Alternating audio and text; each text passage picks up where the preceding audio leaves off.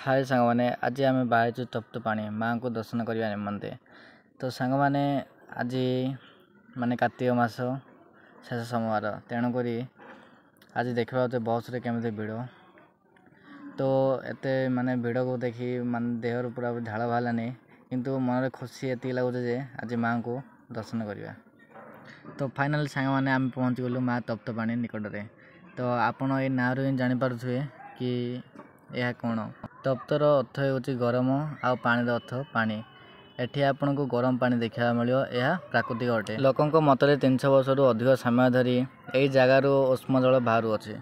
लोकों अनुसार गरम झरणा गुड़िक पवित्र बोली विवेचना कर स्थानीय लोक मैंने यही जगह को माँ कंधुणी देवी नाम पूजा करती। विशेषकर संक्रांति एवं दशहरा भली पर्वपर्वाणी समय यह स्थान सबुठ अधिक भिड़ होता है। यही उत्सव पशुपालन ओडिशार गंजाम जिलार सानखेमुंडी ब्लॉक रे अवस्थित। यार निकटतम सहर होउची मोहना जहाँ प्राय 18 किलोमीटर दूर रे। ता संगे संगे सांग माने आपन को मंदिर ठार 200 मीटर दूर गोटे सुंदर पार्क देखा पाई मिलियो।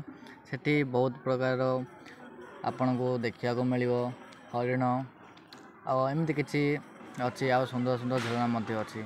आ थरे आसंतु बुलंतु आ या को अनुभव करंतु। रहिले राधे राधे।